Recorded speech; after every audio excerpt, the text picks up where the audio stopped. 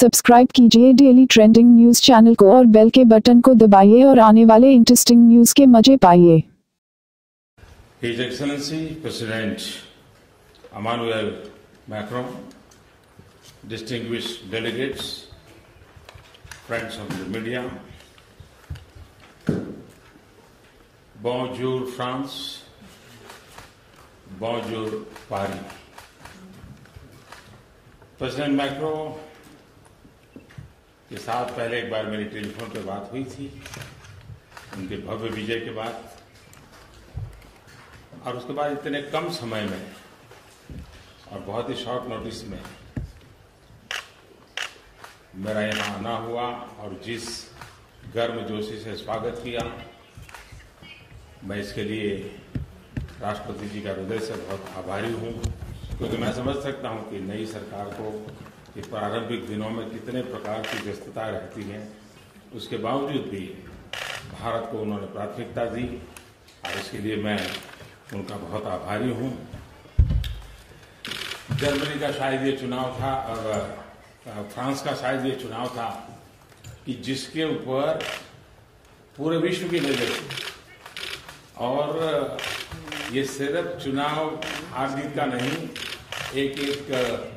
एक नई परंपरा, नया नेतृत्व, नई ऊर्जा, नया व्यक्तित्व, हर प्रकार से सबका ध्यान था। और ऐसे समय आपका विजय हृदय से बहुत बहुत अभिनंदन के पात्र हैं। फ्रांस और भारत के द्विपक्षीय संबंध बहुत ही गहरे हैं, हर क्षेत्र में हैं। हम मिलजुल करके काम करते हैं। वैश्विक संदर्भ में भी हमारे संबंध सिर्फ हमारे दो देशों के हितों के लिए तक सीमित नहीं है। वैश्विक संदर्भ में हम दो देशों के संबंध किस प्रकार से मानवजात को उपकारक हो, मानवीय मूल्यों को उपकारक हो, इसकी हमारी एक सफल यात्रा रही है। और राष्ट्रपति जी के नेतृत्व में भी ये यात्रा और तेज गति से आगे बढ़ेगी, ऐसा मेरा विश्वास है। विकास का हमारा दायरा, संबंधों का हमारा दायरा एक बहुत बड़े फलक पर है, चाहे वो टेक्नोलॉजी का मसला हो या ट्रेड की बात हो, चाहे वो इनोवेशन का विषय हो या इन्वेस्टमेंट की बात हो, चाहे एजुकेशन हो, एनर्जी हो, एंटरप्रेन्योरशिप हो, हर दृष्टि से। और जैसा अभी राष्ट्रपति जी ने बताया कि student to exchange progress, student के लिए इंटर्नशिप के कार्यक्रम, भारत को ज्यादा समझने का प्रयास, भारत के नौजवानों को फ्रांस को समझने का प्रयास, इसको हम कैसे बल दें, इस पर भी आज हमारी काफी वास्ता हुई। और इसलिए मैं कहूंगा कि एजुकेशन हो, एनर्जी हो, एंटरप्रेन्योरशिप हो, चाहे डिफेंस का मामला हो या डेवलपमेंट का मामला हो, हमारे लिए दोनों फर्क का उतना ही महत्व है। चाहे हम स्मार्ट सिटीज के निर्माण की दिशा में आगे बढ़ना चाहते हो या हम स्पेस के प्रोग्राम में मिलजुल करके काम करना चाहते हो, हमारा दायरा कितना विस्तृत है इसका हम अंदाज कर सकते हैं। कम्युनिकेशन, जैसा आपने बताया कि कम्युनिकेशन वर्ड का इन दिनों में जितना उपयोग है, थ्रेड्स भी हैं, हम मिलजुल करके इसमें कैसे काम कर सके। और उसी प्रकार से फ्रांस और भारत के कल्चरल रिलेशन एक हमारी साझी विरासत है। और आज जैसा राष्ट्रपति जी ने बताया, इसके बाद हम श्रद्धांजलि सुमन अर्पित करने के लिए जा रहे हैं। हिंदुस्तान के 1.5 लाख से ज्यादा लोगों ने प्रथम और द्वितीय विश्व युद्ध में शांति के लिए शहीद हो गए, बलिदान दे दिया। उनको श्रद्धांजलि देने के लिए राष्ट्रपति जी भी समय निकाल करके हम दोनों साथ जा रहे हैं। ये भारत के उन वीर आत्माओं के लिए मैं समझता हूं ये बहुत बड़ा आपका जेस्चर है। फ्रेंड्स, पेरिस मेरी राजनीतिक यात्रा में एक बहुत बड़ा महत्वपूर्ण पड़ाव है।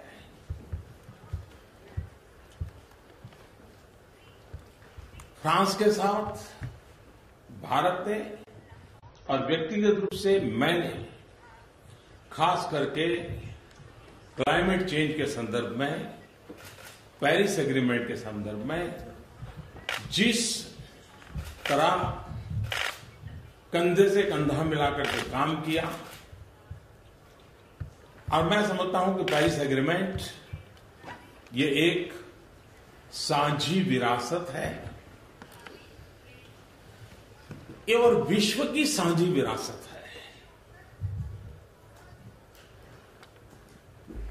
इस पीढ़ी की ये ऐसी देन है जो भावी पीढ़ी की भी विरासत बनने के लिए एक नई आशा को जन्म देती है। यह केवल पर्यावरण सुरक्षा का मामला नहीं है, लेकिन हम सबकी मदर अर्थ को बचाने की एक साझी जिम्मेवारी है, हमारा कर्तव्य है। मेरे लिए, हम भारतवासियों के लिए प्रकृति का संरक्षण, संवर्धन, पर्यावरण की रक्षा ये आर्टिकल ऑफ फेथ है, और इसका मूलभूत कारण है कि जो हमें सदियों से शिक्षा मिली है, और वो हमारी वेद काल से शिक्षा है कि प्रकृति के साथ सहजीवन हमें सीखना होगा, प्रकृति के साथ संवाद, सहमति, यही अल्टीमेटली हर किसी का कल्याण करेगी। और इसलिए हम प्रकृति के संरक्षण और संवर्धन के प्रति संस्कारों से, संस्कृति से, स्वभाव से पूरी तरह कमिटेड देशवासी रहे हैं। और भावी पीढ़ी को आज हमें जो कुछ भी प्राप्त हुआ है वो हमारे पूर्वजों ने हमारे लिए बचा के रखा, इसके कारण मिला है। हमारा भी दायित्व बनता है कि हमारी भावी पीढ़ी के लिए शुद्ध हवा, शुद्ध पानी, प्राकृतिक संसाधन पर्याप्त मात्रा में हमारी आने वाली पीढ़ियों के लिए देना, ये हम लोगों की दायित्व है। और इसलिए हमारा ये प्रण है,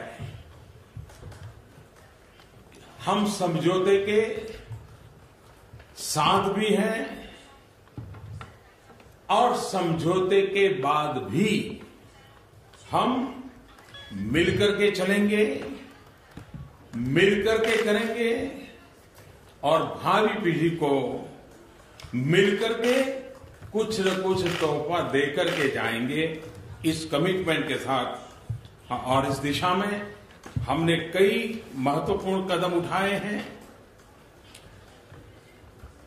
Indo French partnership for sustainable technology पर विचार हुआ है। सीईओ फोरम को सस्टेनेबल इकोनॉमी के विषय पर विचार करने का निर्देश दिया है।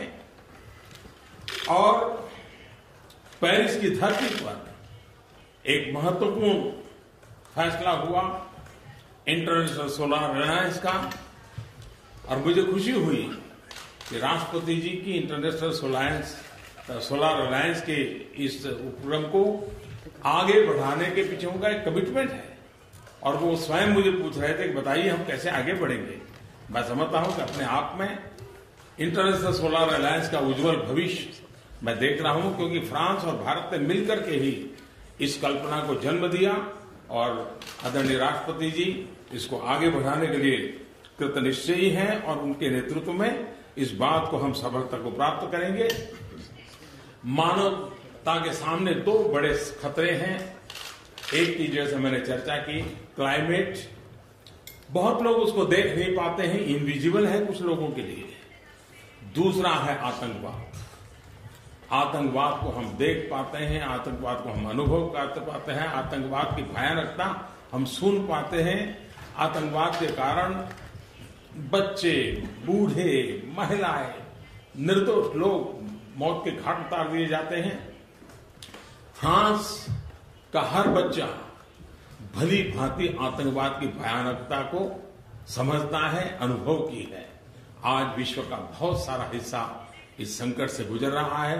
आज हमने बड़े विस्तार से इस विषय की चर्चा की है कि आतंकवाद से बचने के रास्ते क्या होंगे, टेक्नोलॉजी का उसमें जिस प्रकार से इस्तेमाल हो रहा है उस पर हम सतर्कता कैसे बरतें, साथ मिलकर के कैसे काम करें, रेडिकलाइजेशन के सामने डी रेडिकलाइजेशन की मूवमेंट को हम कैसे बल दें और विश्व शांति और सद्भावना की दृष्टि से कैसे आगे बढ़े, उस दिशा में हमने चर्चा की है।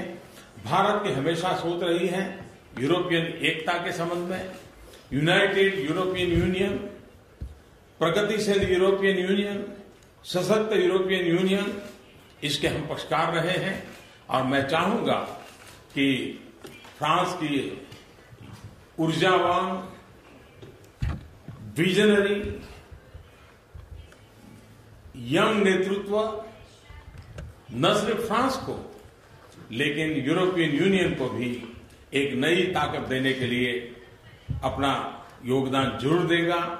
एक सफल यूरोपियन यूनियन, ताकतवर यूरोपियन यूनियन, प्रगतिशील यूरोपियन यूनियन जो वैश्विक संतुलन के अंदर एक बहुत बड़ी भूमिका अदा कर सकता है।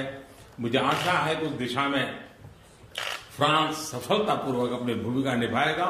मेरे लिए खुशी की बात है कि राष्ट्रपति जी ने भारत आने के मेरे निमंत्रण को स्वीकार किया है।